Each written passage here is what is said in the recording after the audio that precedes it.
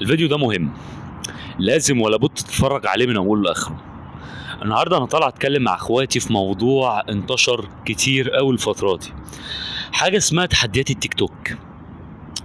بصوا يا جماعه، الناس بتلجأ لتحديات التيك توك دي في المقام الاول ان هم بيكونوا محتاجين فلوس. اوكي، انا محتاج وانت اللي بتتفرج على الفيديو محتاج. اولا انا قناتي اللي عارفني ان انا بتكلم في مواضيع تخصنا احنا كشباب. الفيديو ده بقى للجنسين، شباب وبنات وولاد، كبير صغير، لكل.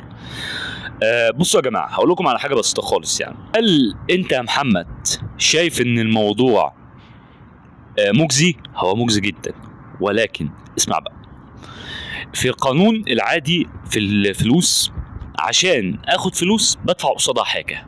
انا برضو برسيك على قبل ما تعمل اي حاجه عموما. يعني في تحديات التيك توك دي انت بتاخد فلوس، بتاخد، ولكن بتدفع قصادها كرامتك.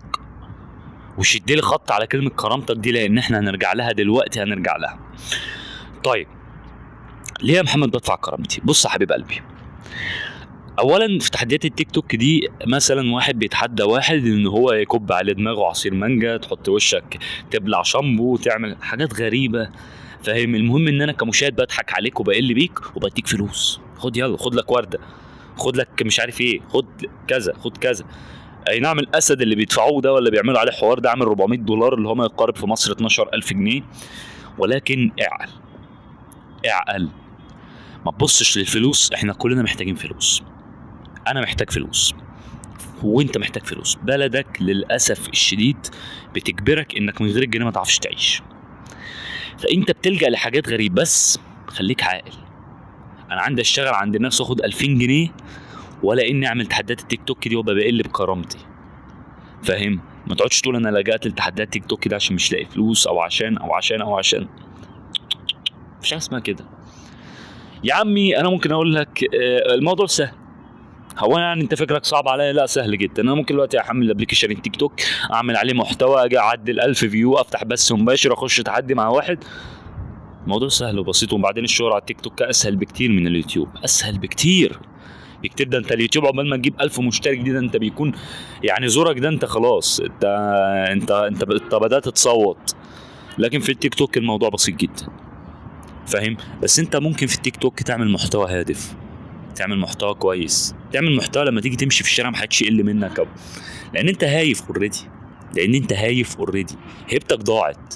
انت مستني ايه تاني؟ لما تقعد تكب على نفسك عصير مانجا وعصير مش عارف ايه ويا جماعه لو عملت كذا هتدوني كذا، اعمل ادفع.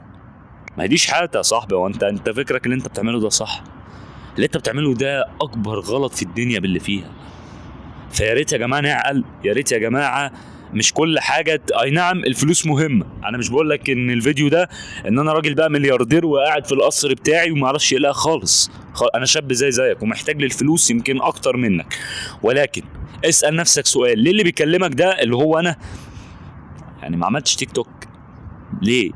طب كنت ممكن اعمل تحديات تيك توك واطلع وهتشهر. على فكره والله العظيم هتشهر، بس هتشهر بشهره تكسفني انا ماشي، انت فاهم؟